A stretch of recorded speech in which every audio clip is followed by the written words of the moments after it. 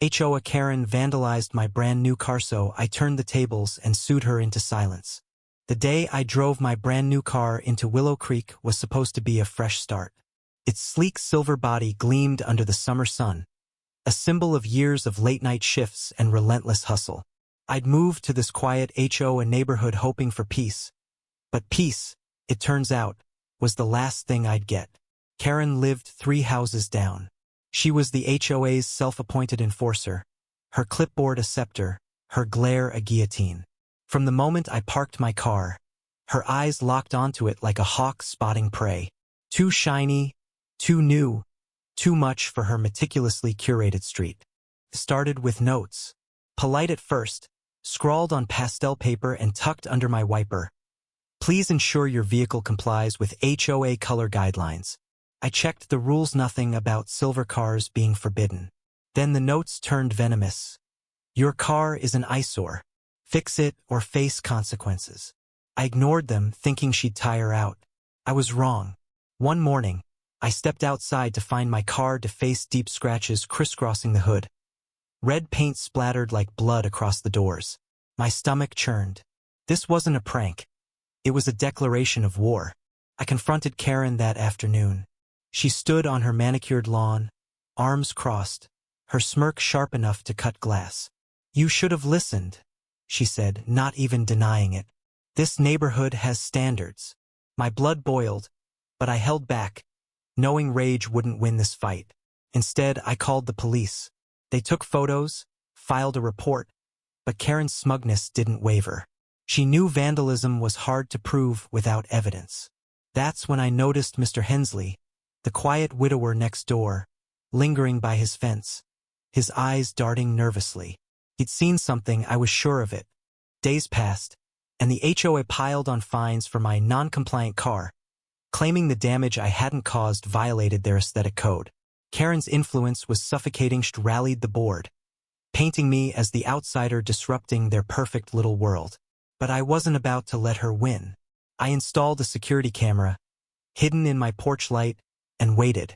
Sure enough, a week later, I caught her on tape, sneaking out at midnight with a key in hand, etching fresh scars into my car's side.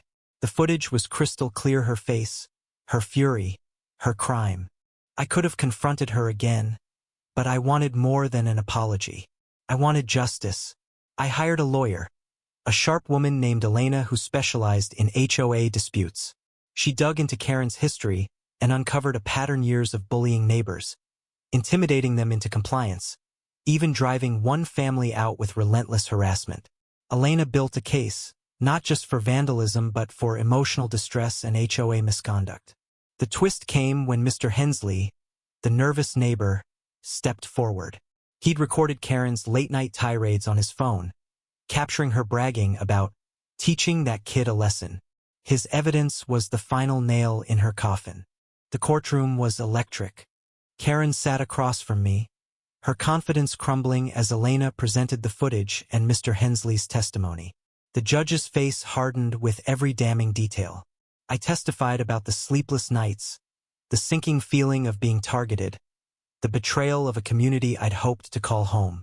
Karen's defense was weak. She claimed I'd provoked her by flaunting my car, but the judge wasn't buying it. The verdict came swiftly. Karen was liable for the damages, legal fees, and punitive costs. The total? Nearly $50,000. Her silence in the courtroom was deafening. Her reign of terror finally broken. But the victory was bittersweet. The HOA board, shamed by the exposure, issued a public apology, but the neighbors who'd watched from the sidelines never met my eyes again. My car was repaired, but every time I drove it, I felt the weight of those scratches, the echo of Karen's vendetta.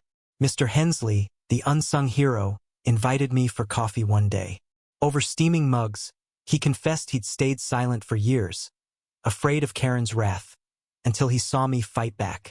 His courage had changed the game, but it came at a cost. That was now the HOA's new target. The neighborhood never felt like home after that. I moved away 6 months later, the car's shine dulled by memories of a battle I shouldn't have had to fight. Karen's house went up for sale, her name a whisper of scandal among the picket fences. Justice had been served, but it left a hollow ache. I'd won the war, but the cost was a community fractured, a dream tarnished. Sometimes standing up means standing alone.